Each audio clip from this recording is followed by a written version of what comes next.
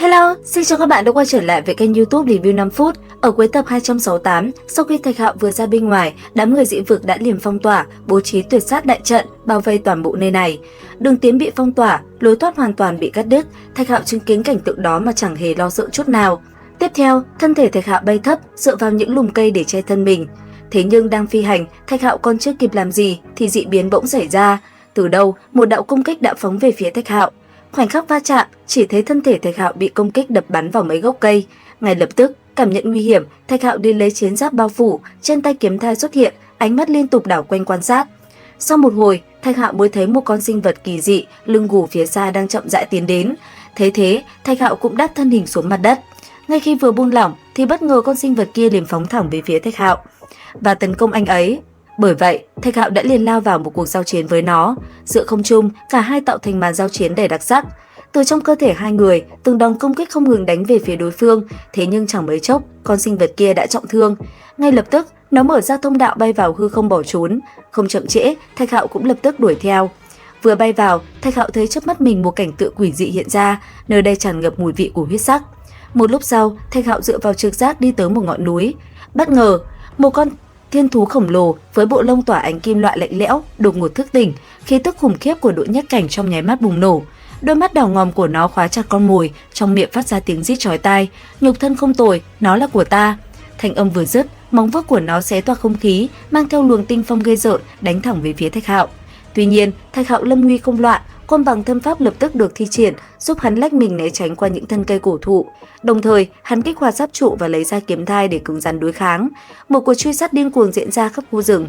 Đá vụn tung tóe, cây cối gãy nát, dư chấn của trận chiến khiến cả dãy sơn lâm rung chuyển dữ dội. Do chênh lệch cảnh giới quá lớn, Thạch Hạo dần rơi vào thế hạ phong, cho dù là dùng giáp trụ lôi đế, hắn cũng không thể thắng được kẻ thù. Thấy đối thủ đã sức cùng lực kiệt, con thiên thú càng thêm cuồng vọng quát: "Tên nhãi danh, ngoan ngoãn giao nhục thân ra đây, ta sẽ tha cho tàn hồn của ngươi còn đường sống." Thế nhưng, con quái thú kiêu ngạo ấy không hề biết rằng mọi thứ đều nằm trong tính toán của Thạch Hạo. Hắn cố tình tỏ ra yếu thế, vừa đánh vừa lùi, từng bước dẫn dụ kẻ thù tiến vào một vùng đất quỷ dị. Tại đó, trên xác một con thiên thú đã khô, cắm một cành cây đen kịt, bao quanh bởi những pháp lệnh khủng khiếp, từng lấy mạng chủ nhân trước của nó.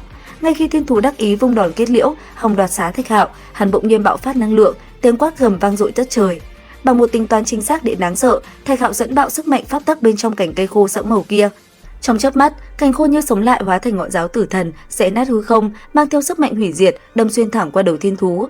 Kẻ săn mồi hung mạnh ở đội nhất cảnh, thậm chí không kịp hét lên một tiếng thảm thiết, lập tức bị xóa sổ, thân thể bắn tung tóe nhuộm đỏ, thẫm những lớp lá mục dưới chân. Mà mượn đao đoạt mạng hoàn mỹ này, một lần nữa khẳng định sự mưu trí và bản lĩnh đáng sợ của Hoang. Thế nhưng, nguy cơ bủa vây vẫn chưa buông tha hắn, dư âm của trận chiến đã đánh động đến các cường giả dị vực đang trực trở sâu trong xâm lâm. Từng đạo khí tức uy áp từ bốn phương tám hướng rầm rập kéo tới, không gian bị phong tỏa, mọi ngả đường chạy trốn lại một lần nữa bị bịt kín. Kẻ dẫn đầu mang mái tóc vàng rực rỡ, tỏa ra khí thế ngạo nghễ bức người. Hắn chính là hậu nhân của Hạc Vô Song, Hạc Tử Minh, kim quang ngập trời bao phủ quanh người hắn, ánh mắt oán độc găm chặt lấy Thạch Hạo quát: "Hoang, ngươi lấy mạng tộc nhân của ta, trà đạp đạo thống Hạc gia. Hôm nay ta bắt ngươi phải tan xương nát thịt, nhất định ta phải lấy mạng ngươi." Không dừng lại ở đó, hàng loạt những đại nhân trẻ tuổi của các đế tộc dị vực, truyền nhân cô tộc cùng vô số thiên kiêu tuyệt đỉnh đều đã giáng lâm. Đối với những kẻ luôn tự xưng là vô địch thế hệ trẻ này, việc để Thạch Hạo đoạt được bảo vật là một nỗi nhục nhã khó rửa. Bọn chúng thề phải lấy lại chiếc dương gỗ mục và lấy mạng Hoang ngay tại đây. Đáng sợ nhất phải kể đến truyền nhân cô tộc. Hắn đứng trong bóng tối, một tay cắt đứt thời gian, một tay phong tỏa không gian, lặng lẽ ngưng tụ ra thanh hư không chi mâu sắc bén, hướng thẳng về phía sau gáy Thạch Hạo, tung ra đòn chí mạng. Đội hình mai phục răng kín bốn bề, xung quanh là vô số cường giả đỉnh cấp cùng uy áp đội nhất cảnh đè nặng lên vạn vật. Ngay cả những cổ thú hung tợn đang say ngủ trong sâu thẳm thiên thú xâm lâm cũng bị đánh thức, dục dịch ngóc đầu dậy săn mồi. Giữa vòng vây sinh tử, Thạch Hạo cầm chiếc dương trong tay, một tay đưa về phía trước hất hất nhẹ khiêu khích đối thủ, có giỏi thì vào mà lấy. Đồng thời, giọng nói chậm rãi vang lên đáp: "Một đám gà đất chó sành mà cũng dám ngáng đường Thạch Hạo ta. Hôm nay ta sẽ cho các người biết ai mới là chí tôn chân chính của vòng trời này." Đến đây thì hết tập 269, liệu rằng tập 270 sẽ còn gì hấp dẫn? Theo dõi kênh YouTube Review 5 phút để biết thêm chi tiết các bạn nhé. Xin chào và hẹn gặp lại!